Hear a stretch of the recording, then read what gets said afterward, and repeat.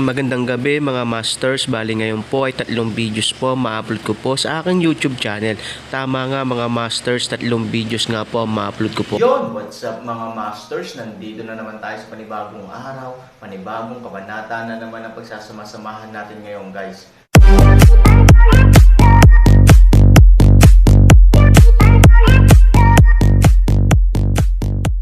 Bali mga masters, kung bago ka pa lang po sa aking YouTube channel, please click the subscribe button, lalong-lalo na po yung notification bell guys, para maging connected pa rin tayo sa isa't isa at maging updated kayo sa mga susunod ko pang video.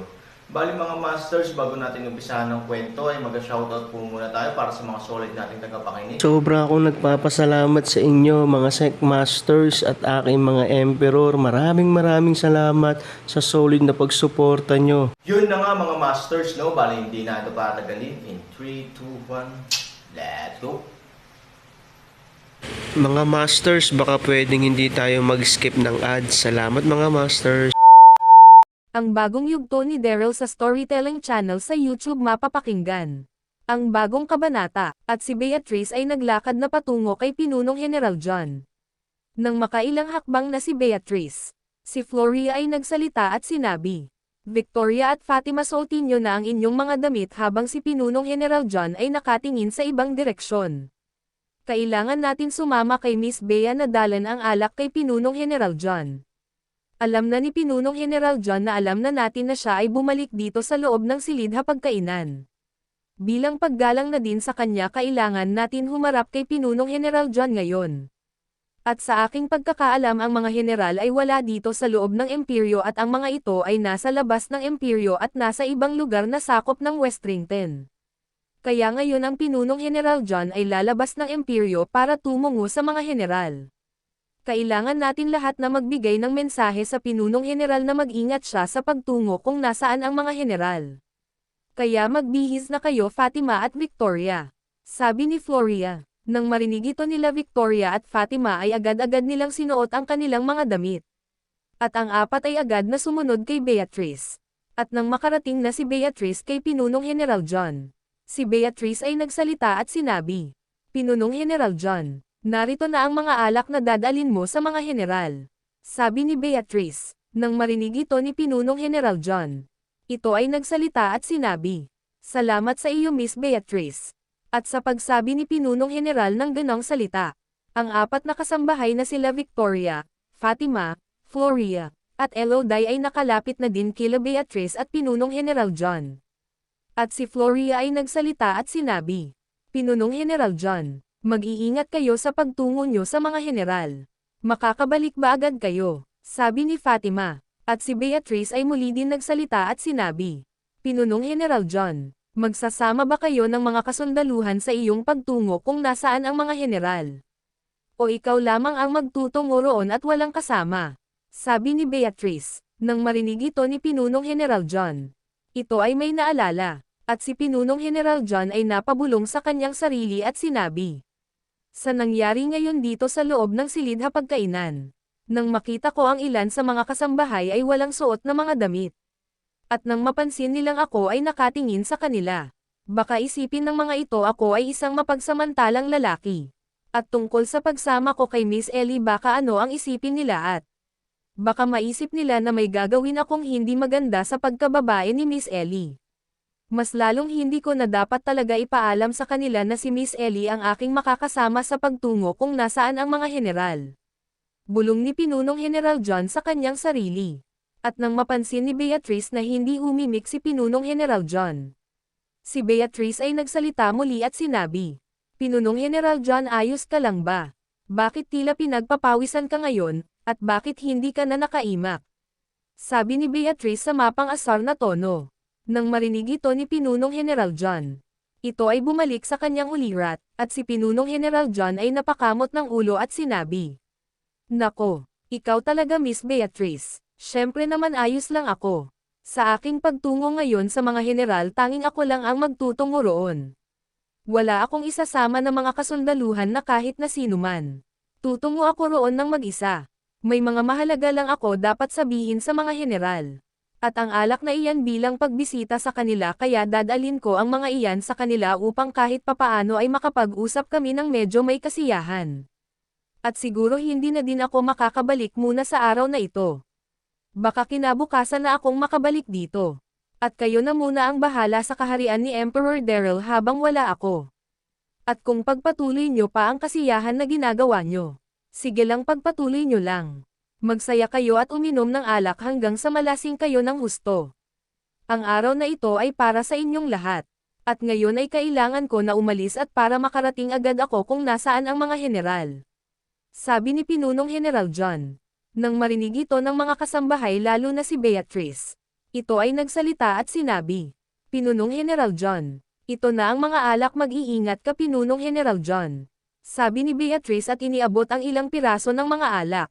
At sila Victoria, Fatima, Floria, at Elodie ay nagsalita din at yumuko. Mag-iingat ka Pinunong General John. Sabi ng apat ng sabay-sabay. Nang marinig ito ni Pinunong General John. Ito ay ngumiti at sinabi. Salamat sa inyo. Sige na magpatuloy na kayo sa inyong mga ginagawa at magsaya. Sabi ni Pinunong General John. At ito ay kinuha ang mga alak kay Beatrice at agad na binuksan ang pinto ng silid hapagkainan at lumabas. Nang makalabas si Pinunong General John, ang mga kasambahay ay nakahinga ng maluwag. At ang nahihiyang muka nila Victoria at Fatima ay nanambalik na sa normal. At si Beatrice ay muling nagsalita at sinabi, tayo nang magsaya muli. Uminom tayo ng alak. Narinig niyo naman ang sinabi ni Pinunong General John. Tayo ay magsaya hanggang kaya natin. Kapag naubos na ang alak na nandito ngayon sa silid hapagkainan. Dahil ilan piraso na lamang iyan. Sapagkat kinuha ni Pinunong General John ang iba.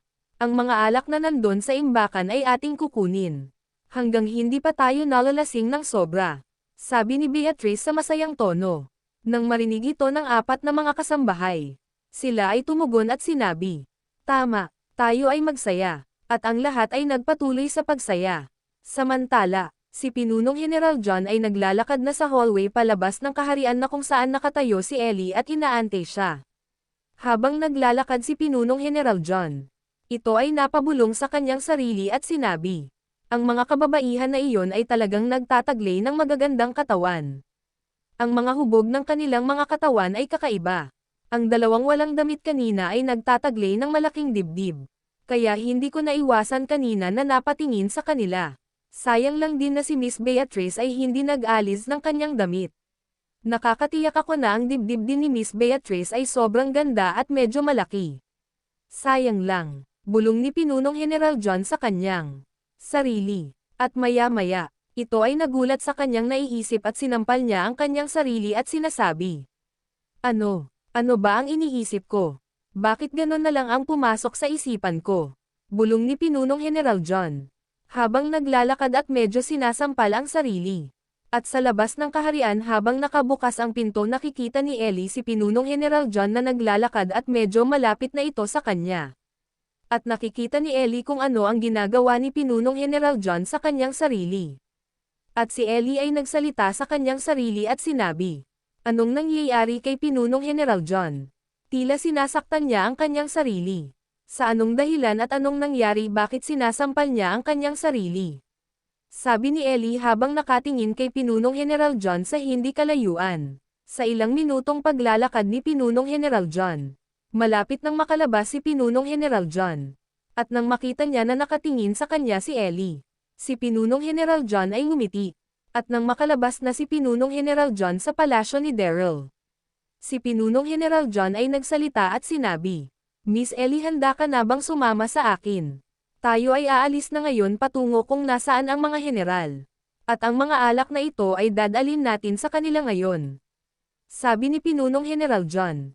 Nang marinig ito ni Ellie, ito ay nagsalita at sinabi, Pinunong General John, ayos ka lang ba? Sabi ni Ellie. Nang marinig ito ni Pinunong General John, ito ay nagtaka at nagsalita at sinabi, Miss Ellie, bakit mo naman natanong kung ayos lang ako?